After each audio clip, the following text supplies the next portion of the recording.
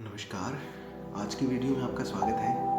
आज हम करेंगे कक्षा 10वीं का चैप्टर नंबर 5 समांतर श्रेणी की प्रश्नावली 5.3 के क्वेश्चन नंबर 15 से क्वेश्चन नंबर 20। क्वेश्चन नंबर 1 से 14 हम लोग पिछले वीडियोस में कर चुके हैं, तो चलिए करते हैं क्वेश्चन नंबर 15। क्वेश्चन है कि निर्माण कार्य से संबंधित किसी ठेके में एक निश्चित तिथि के बाद कार्य को विलंब से पूरा करने के लिए जुर्माना लगाने का प्रावधान इस प्रकार है। पहले दिन के लिए 200 रुपये, दूसरे दिन के लिए 250 रुपये, तीसरे दिन के लिए 300 रुपये इत्यादि। अर्थात प्रत्येक उत्तरोत्तर दिन का जुर्माना अपने से ठीक पहले दिन के जुर्माने से 50 रुपये अधिक है। एक ठेकेदार को जुर्माने के रूप में कितनी राशि अदा करनी पड़ेगी यदि वह उस कार्य में 30 दिन का विलंब कर देता है। तो चलिए करते हैं क्वेश्चन को कि पहले दिन का जुर्माना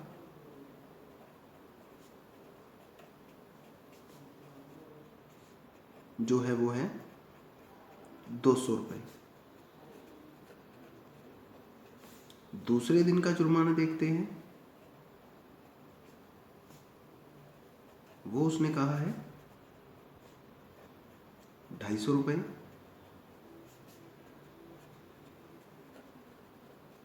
तीसरे दिन का जुर्माना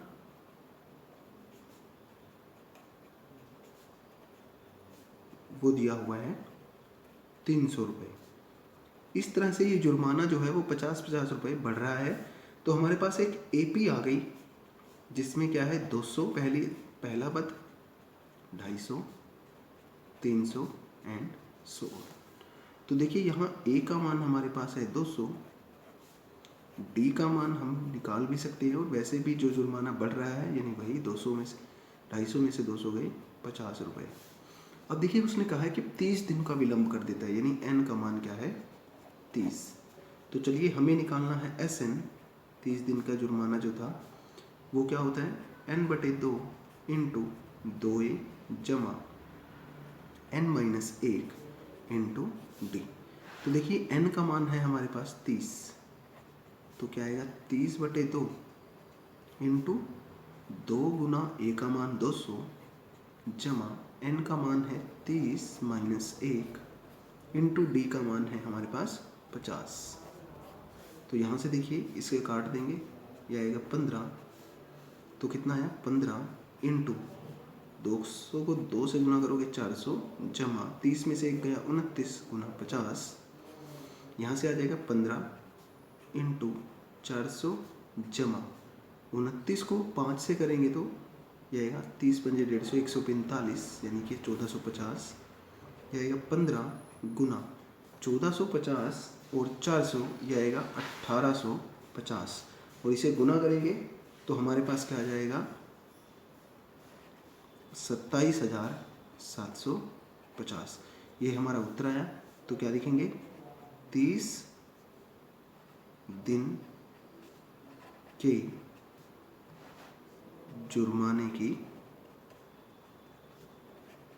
राशि बराबर कितनी है 27,750 रुपये। चलिए करते हैं क्वेश्चन नंबर 16 कि किसी स्कूल के विद्यार्थियों को उनके समग्र शैक्षिक प्रदर्शन के लिए 7 नगद पुरस्कार देने के लिए 700 रुपये की राशि रखी गई है। यदि प्रत्येक पुरस्कार अपने से ठीक पहले से पुरस्कार से 20 रुपये कम है तो प्रत्येक पुरस्कार का मान ज्ञात कीजिए। तो देखिए दो चीज़ें हैं यहाँ पर कि कुल राशि है 700 रुपये, इसका मतलब SN हमें 700 रुपये दिया हुआ है। दूसरी बात कही है कि 7 पुरस्कार है यानी कि n का मान है 7। तीसरा कहा है कि हर पुरस्कार अपने से ठीक पहले से 20 रुपये कम है। यदि कम है तो D का मान जो है वो माइनस में आएगा, यदि अगला ज़्यादा हो तो D का मान प्लस में आएगा। तो हम देखिए यहाँ मान लेते हैं कि माना पहला पुरस्कार वो हमने कितना मान लिया A। अब देखिए पहला पुरस्कार आ गया A, तो दूसरा पुरस्कार क्या आएगा यदि हम बात करें, दूसरा पुरस्कार क्या होगा 20 कम है तो A-20। इसी तरह से हम AP बना सकते हैं। तो यहाँ पर क्या है A का मान A है, D का मान क्योंकि कम है तो -20 है, और n हमारे पास 7 है और SN दिया हुआ है हमें कुल 700 रुपये। तो चलिए इसे सोल्व करते हैं। SN का मान है n/2 इंटू 2a जमा n-1 इंटू डी बराबर 700 की। n का मान हमारे पास आया देखिए 7/2 इंटू 2 गुना a का मान a ही है जमा n का मान है 7 - 1 और d का मान हमारे पास -20। तो देखिए 7/2 इधर गुना में था, उधर जाके भाग में, यानी यह आ जाएगा 2a जमा 6 गुना -20 बराबर 700 गुना 2/7। 7 से 7 ये काटेंगे तो 100, यानी कि 2a - 120 बराबर 200 के। 2a का मान हमारे पास आ जाएगा 200 जमा 120, तो 2a हमारे पास आ गया 320, या फिर हम यूँ कह सकते हैं कि a बराबर 320/2 काटेंगे तो यह आ जाएगा 160, यानी a का मान आ गया 160। तो हम कह सकते हैं कि प्रथम पुरस्कार हमारे पास जो है वो कितना है 160 रुपये। तो द्वितीय पुरस्कार यानी कि दूसरा पुरस्कार देखें तो वो कितना आ जाएगा 160 - 20 यानी कि 140 रुपये। इसी प्रकार से तीसरा पुरस्कार वो क्या होगा 140 में से 20 घटा देंगे तो 120 रुपये। चौथा पुरस्कार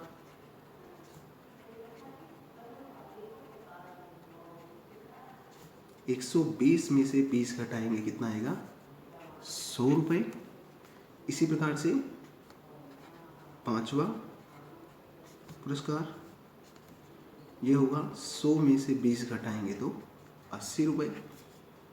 छठा पुरस्कार 80 में से 20 घटाएंगे वो आएगा 60 रुपये। और इसी तरह से सातवां पुरस्कार आ जाएगा हमारे पास कि 60 में से 20 घटाएंगे तो कितना आएगा 40 रुपये। तो ये सातों पुरस्कार के मूल्य आ गए। यदि हमें जांच करना है कि हमारा उत्तर ठीक है या नहीं, इन सातों पुरस्कार को जोड़ देंगे, कुल उत्तर हमारा 700 आएगा। चलिए क्वेश्चन नंबर 17वां है कि एक स्कूल के विद्यार्थियों ने वायु प्रदूषण कम करने के लिए स्कूल के अंदर व बाहर पेड़ लगाने के बारे में सोचा। यह निर्णय लिया गया कि प्रत्येक कक्षा का प्रत्येक अनुभाग अपनी कक्षा की संख्या के बराबर पेड़ लगाएगा। उदाहरणार्थ कक्षा 1 का एक अनुभाग 1 पेड़, कक्षा 2 का एक अनुभाग 2 पेड़, कक्षा 3 का एक अनुभाग 3 पेड़ लगाएगा इत्यादि। और ऐसा कक्षा 12 तक के लिए चलता रहेगा। प्रत्येक कक्षा के 3 अनुभाग हैं। अतः हमें क्या बताना है कि इस स्कूल में लगाए गए कुल पेड़ों की संख्या कितनी होगी। तो चलिए करते हैं क्वेश्चन। देखिए पहली कक्षा थी, 3 अनुभाग थे, तो हम क्या लिखेंगे पहली कक्षा के 3 अनुभागों द्वारा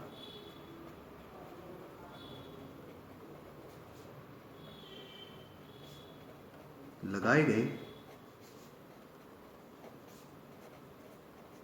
पेड़ों की संख्या।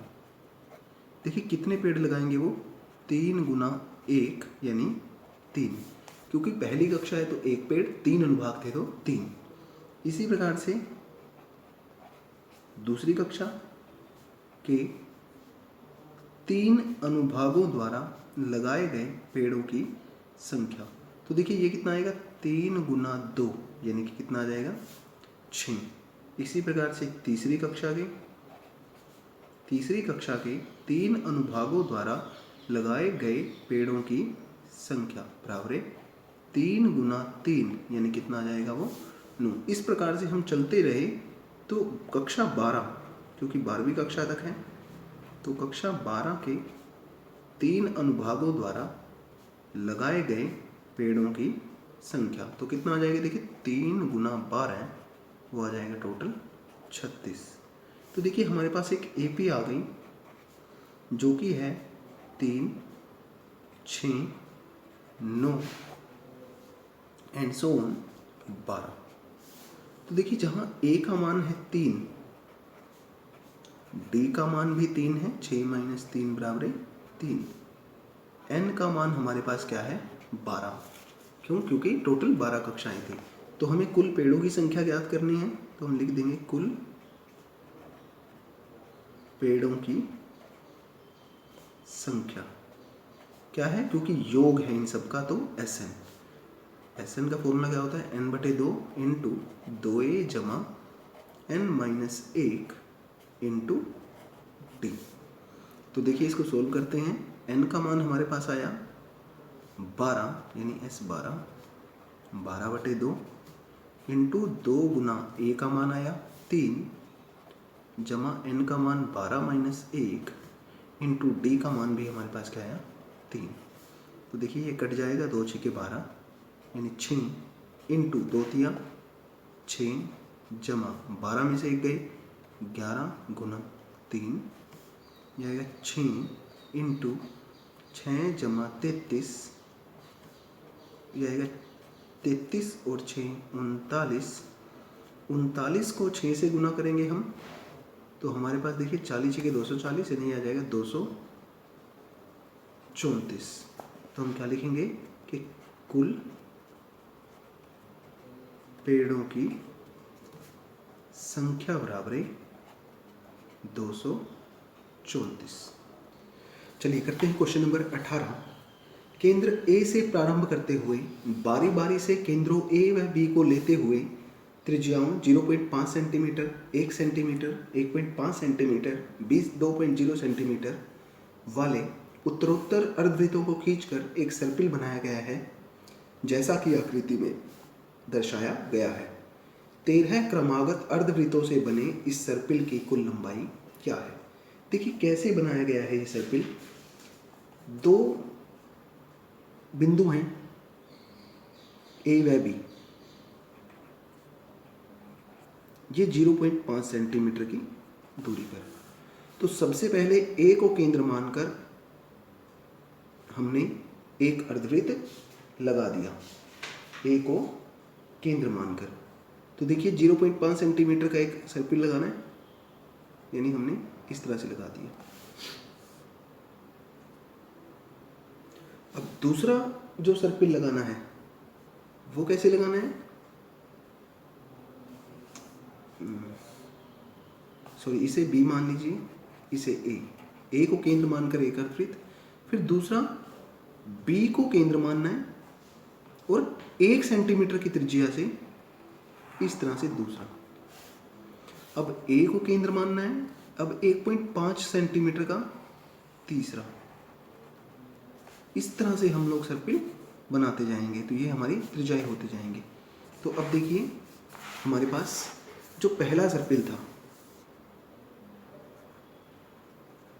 पहले सर्पिल या पहले अर्धवृत्त की लिख सकते हैं इसको कि पहले अर्धवृत्त की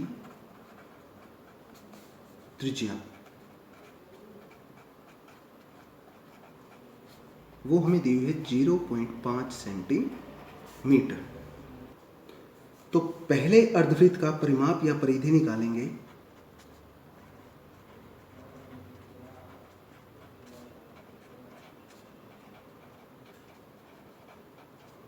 वो होती है पाई r, तो ये हो जाएगा पाई गुना 0.5 यानी कि 0.5 पाई।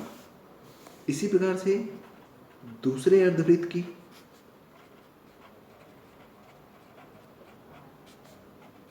त्रिज्या हमें दी है 1 सेंटीमीटर, तो दूसरे अर्धवृत्त की परिधि हमारे पास आ जाएगी पाई r यानी पाई गुना 1 बराबर पाई सेंटीमीटर। इसी प्रकार से तीसरे अर्धवृत्त की निकालेंगे, चौथे अर्धवृत्त की। इस तरह से हम निकाल सकते हैं कि तीसरे अर्धवृत्त की त्रिज्या वो हमारे पास थी 1.5 सेंटीमीटर, तो इसकी परिधि आ जाएगी हमारे पास पाई आर, पाई गुना 1.5 यानी आएगा 1.5 सेंटीमीटर, 1.5 पाई सेंटीमीटर। तो चलिए इस तरह से देखिए, हमारे पास पहले आया 0.5 पाई, फिर एक पाई और फिर 1.5 पाई। ये हमारे पास एक एपी बन गई, तो इसको लिख सकते हैं 0.5 पाई, 1 पाई, 1.5 पाई एंड सो ऑन।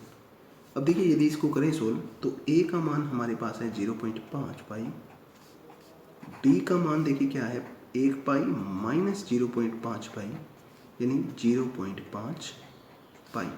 और क्योंकि 13 क्रमागत अर्धवृत्तों को कहा गया है, इसका मतलब n का मान है यहाँ पर 13। तो चलिए निकालना है हमें Sn, क्या होता है n/2, Sn निकालना है n/2 इंटू 2a जमा n-1 into D.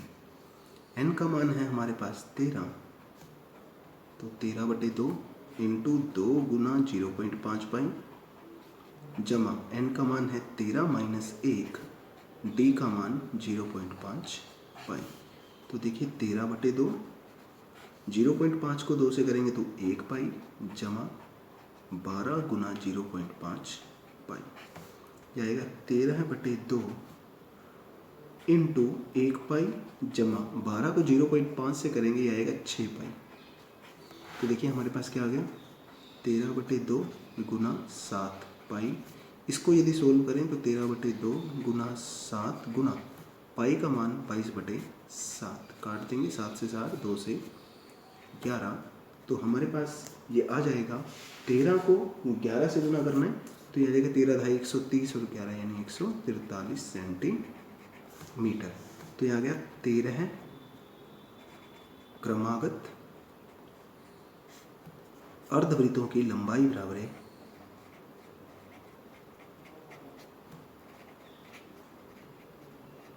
143 centimetre.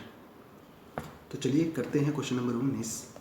19वां question है कि 200 लट्ठों को ढेरी के रूप में इस प्रकार रखा जाता है कि सबसे नीचे वाली पंक्ति में 20 लट्ठे, उससे अगली पंक्ति में 19 लट्ठे, उससे अगली पंक्ति में 18 लट्ठे इत्यादि। देखिए आकृति, देखिए क्या है कि सबसे नीचे जो पंक्ति है ये, इसमें है टोटल 20 लट्ठे, उससे ऊपर वाली पंक्ति में 19, उससे ऊपर 18 और इस तरह से ये लट्ठे रखे जा रहे हैं। कह रहे हैं कि ये 200 लट्ठे कितनी पंक्तियों में रखे जाएंगे, यानी कितनी पंक्तियाँ होंगी, जैसे 3 हमने दर्शाई हैं, इसके ऊपर कितनी होंगी तथा सबसे ऊपरी पंक्ति में कितने लट्ठे हैं। तो ये क्वेश्चन हमें करना है। तो देखिए हमें एक एपी दी हुई है कि पहली पंक्ति में जो लट्ठे हैं वो कितने हैं 20, दूसरी पंक्ति में लट्ठे जो हैं वो 19 हैं और तीसरी पंक्ति में जो लट्ठे हैं वो 18। तो इस प्रकार से लट्ठे हैं। तो देखिए हम कहेंगे कि ये एक एपी आ गई है हमारे पास 20, 19, 18 एंड सो ऑन। तो देखिए ए का मान यहाँ से 20, डी का मान यदि देखें तो A2 माइनस A1 यानी 19 माइनस 20 जो कि आया -1। कुल पंक्तियाँ कितनी हैं ये हमें निकालनी है, यानी n का मान निकालना है, और कुल लट्ठे हमें दिए हुए हैं 200, यानी Sn का मान कितना है 200। तो चलिए शुरू करते हैं। Sn हमारे पास आ गया 200। Sn का फॉर्मूला होता है n/2 इंटू 2a जमा n-1 इंटू डी बराबर है। n का मान हमें निकालना है इंटू 2 इधर भाग में था, उधर जाके हम गुना में चला जाएगा। 2 गुना a का मान 20 जमा n-1 गुना d का मान -1 बराबर है 200 गुना 2। तो ये आएगा n इंटू 2 को 20 से करेंगे 40, -1 से करते हैं तो -n प्लस का 1 बराबर है 400। यह आ जाएगा n इंटू 41 माइनस n, क्योंकि 40 और 1 41 बराबर है 400। गुना करेंगे तो 41n माइनस n स्क्वायर बराबर है 400, या फिर सारी रकम को उधर ले जाते हैं 400 माइनस 41n जमा n स्क्वायर, या फिर इसको द्विघात समीकरण के रूप में लिखेंगे अच्छे से तो हमारे पास आ जाएगी n स्क्वायर माइनस 41n जमा 400 बराबर है 0। अब देखिए टुकड़े करने हैं, 400 को 1 से गुना करें 400, यानी 41 के ऐसे टुकड़े करने हैं कि गुना करें तो 400 आए और जोड़े तो 41 आए। यह आ जाएगा n square minus 25n minus 16n जमा 400। पहले दोनों में से n कॉमन n माइनस 25, बाकी दोनों में से 16 कॉमन n माइनस 25। तो देखिए n माइनस 25 इंटू में n माइनस 16 बराबर है 0। तो या तो n का मान यहाँ से आ जाएगा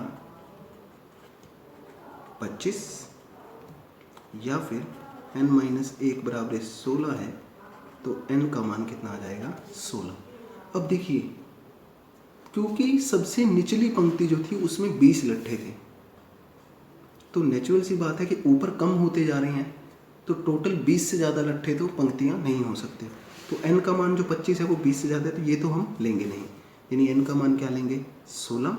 तो क्या लिखेंगे कि पंक्तियों की संख्या कितनी है 16। तो देखिए हमारे पास आ गया कि पंक्तियों की संख्या बराबर है 16।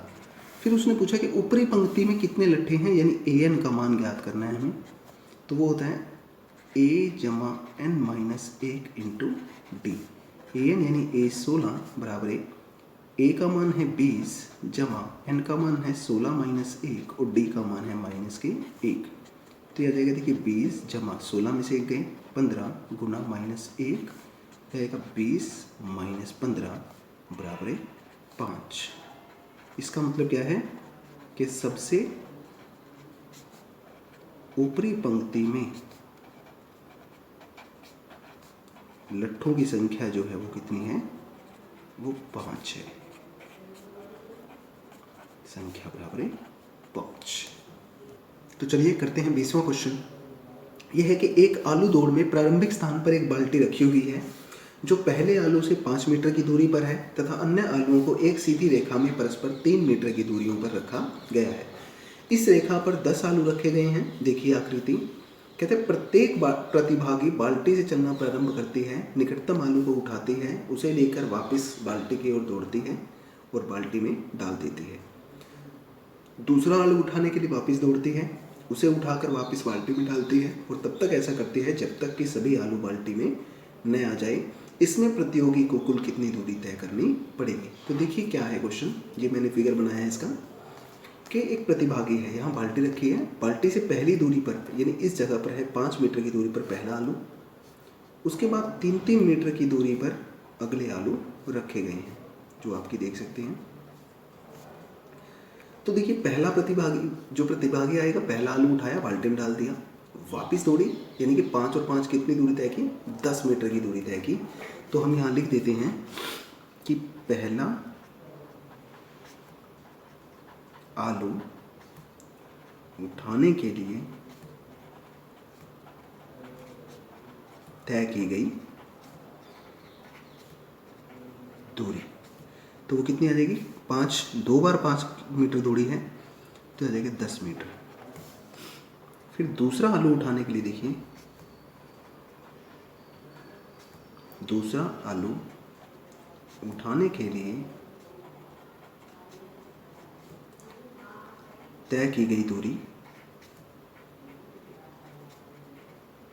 वो कितनी है, देखिए 5 2 बार और 3 2 बार, यानी कि 2 गुना 5 जमा 3 गुना 2, तो कितना आ गया 5 दूनी 10 और 6 16, यानी कि 10 जमा 6 बराबर है 16 मीटर। इसी प्रकार से जब तीसरा आलू उठाएगी तो तीसरा आलू उठाने के लिए तय की गई दूरी बराबर है वो कितनी आ जाएगी, देखिए 16 पहले थी, 6 और दौड़ी है, तो 16 जमा 6 बराबर है 22 मीटर। ठीक है, 5 और 5 10। देखिए बाल्टी से चली, 5 और 5 10, फिर वापस गई, 10 और 3 13, 13 और 3 16, यानी 5 और 3 8, 8 और 3 11, 11 और 5 16, इस प्रकार से। तो हमारे पास एक एपी आ गई जो क्या है कि 10 16 22 एंड 16। देखिए यहाँ से ए का मान 10 है, डी का मान देखें तो 16 माइनस 10 यानी कि 6 है, और क्योंकि आलू कुल 10 रखे गए हैं तो एन का मान 10 यानी 10 बराबर है। हमें निकालना है इनका योग, तो एस एन, ये फॉर्मूला होता है एन बटे 2 इंटू 2a जमा n minus 1 into d. S n का मान है 10 यानी 10 बटे 2 इंटू 2 गुना ए का मान 10 जमा एन माइनस 1 और डी का मान है 6। तो देखिए यहाँ से आएगा 10 बटे 2 यानी कि 5, ये काट दिया हमने, इंटू में 20 जमा एन का मान 10 था यहाँ पर, 10 में से 1 गए 9 गुना 6, तो कितना आ जाएगा देखिए 5 इंटू 20 जमा 6 में 54, तो हमारे पास आ जाएगा 5 इंटू 74, और 74 को 5 से करेंगे तो 7 पंजे 35, 4 पंजे 20 यानी कि 370 मीटर। तो कुल दूरी कितनी आ जाएगी 370 मीटर। तो ये हुई हमारी प्रश्नावली 5.3 कंप्लीट। आशा है आपको ये प्रश्नावली समझ में आई होगी। धन्यवाद।